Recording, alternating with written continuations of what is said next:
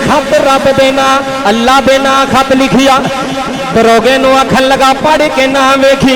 इस खत नु महल दी छत ते सुट दे माछी खोखर विच बहन लियो उस दरोगे ने खत ले आए महल दी छत ते सुट दिता है अधी रात दा वेला होया जे हुण सुनी जुमले सुनियो बाबा जी अधी रात दा वेला होया है बादशाह बिस्तर ते सुता होया है खाब पिया वेंदा है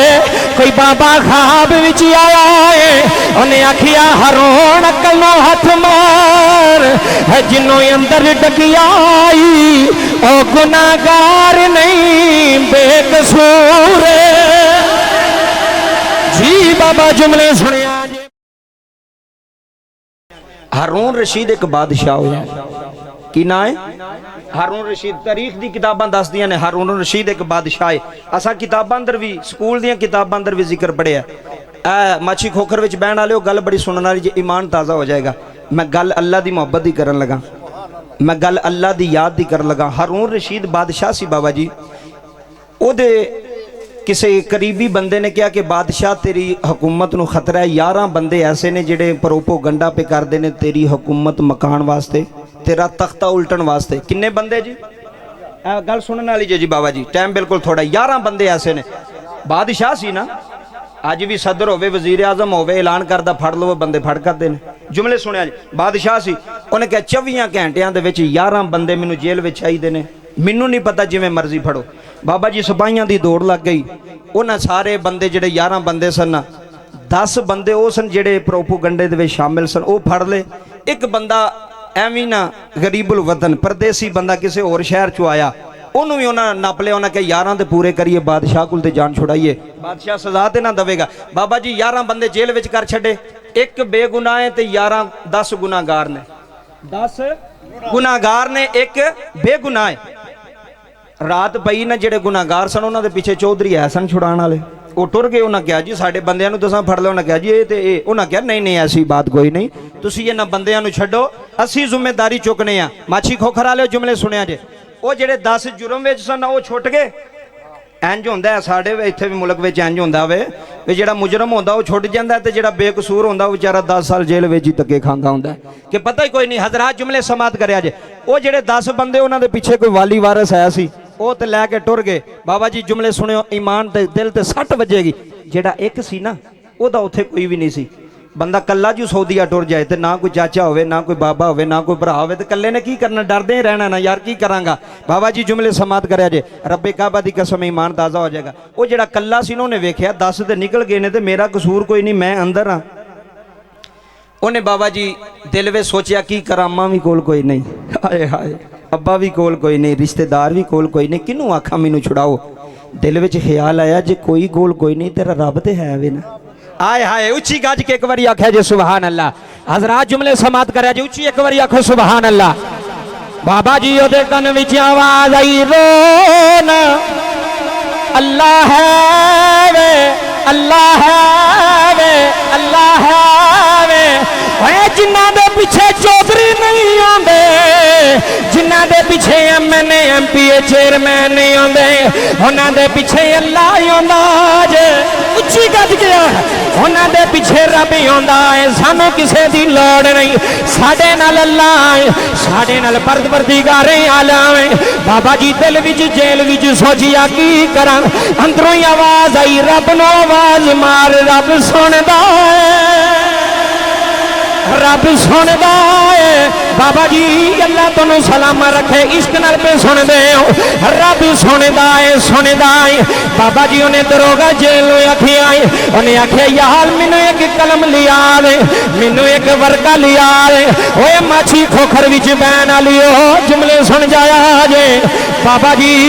उन्हें एक कलम लई एक वर्का लिया उन्हें कलम दे के वर्के दी उत्ते खत लिखिया है खत किदे ना लिखिया है उन्हें खत अज किसी चौधरी दे ना नहीं लिखिया उस गरीब ने खत अज अपने मौला दे ना लिखिया है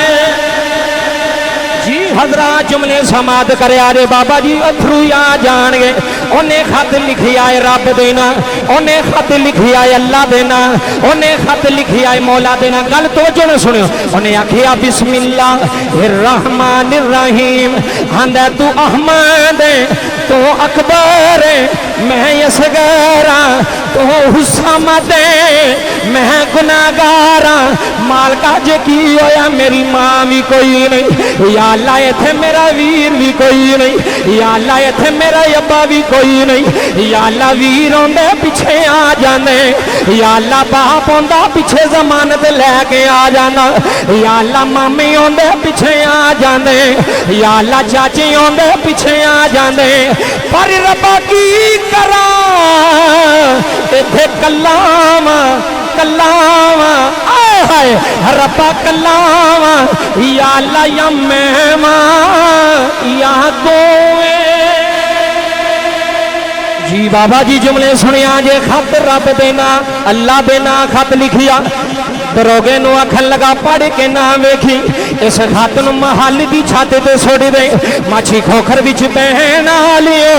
उस दरोगे ने खत ले आए महल की छत ते सुट दिता है। अद्धी रात दा वेला होया जे हुण सुनी जुमले, हुण जुमले सुनियो बाबा जी। अद्धी रात दा वेला होया है, बादशाह बिस्तर ते सुता होया है, खाब पिया वेंदा है। कोई बाबा खाब विच आया है, उन्हें आखिया हरोन अकल नो हथ मार है जिन्हों अंदर डकियाई ओ गुनाहगार नहीं बेकसूर।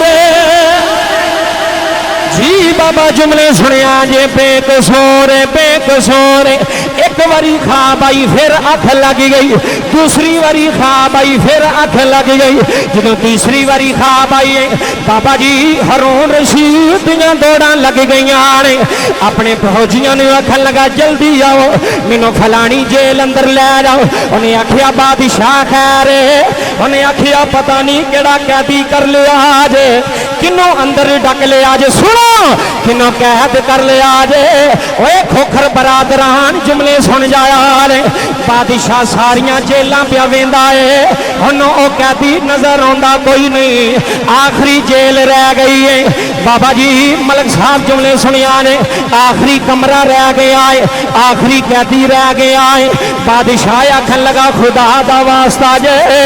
मैनू कैदी लब दियो किथे टकिया जे। जदों आखिरी कोठड़ी विच हारून आया है बाबा जी, उस कैदी ने सिर मोंडियां विच रखिया है, अपनियां अखां ते हथ रखिया है। रो के आंदा मौला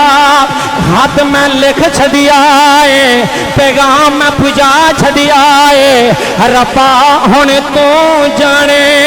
बादशाह जाने। जी बाबा जी जुमले सुनिया जे रब्बा करम कमा दई, रब्बा करम कमा दई, रब्बा मेहरबानियां फरमा दई। मलक साहब जुमले सुनना लेन जो बादशाह ने दरवाजा खड़काया है, उस कैदी ने चेहरा उत्ते कीता है, हारून आंदा दरवाजा खोलो। जो दरवाजा खुलिया है हारून ने जाके ओदे पैरां नूं हथ लाए ने, आखन लगा खुदा दा वास्ता है मैनू माफी दे छड़ी है, मैनू नहीं सी पता तो बेकसूर। बाबा जी कैदी आखन लगा हारून रशीद तैनू किवें पता लग गया मैं बेकसूर हाँ। ओए माछी खोखरा लियो जुमले जाया ना करया रे। हारून रशीद दी अखां विच अथरू जारी हो गए, रो के कहन लगा की आना नाले रब नूं शिकायतां लाना। हाय हाय जेड़े इधर उधर ने गल उन्हां नाल नहीं, हाय नाले रब नूं शिकायतां लाना है, नाले रब नूं सुनाना है, नाले आने किने दसिया है। उन्हें आखिया राती कोई ख्वाब विच आंदा रहा है, उन्हें आखिया उठ जा तेरी हुकूमत तबाह हो जानी है। अज एक मजलूम ने अपने अल्लाह नाल गल कर छड्डी है।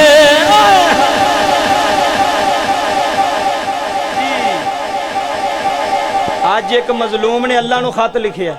की लिखिया जी? अल्लाह तक पहुंचिया खत। देखो मेरे वाल तवज्जो करो, किसी बंदे नूं आखोगे ना मैं अल्लाह नूं खत लिखिया, उन्हें क्या बेवकूफ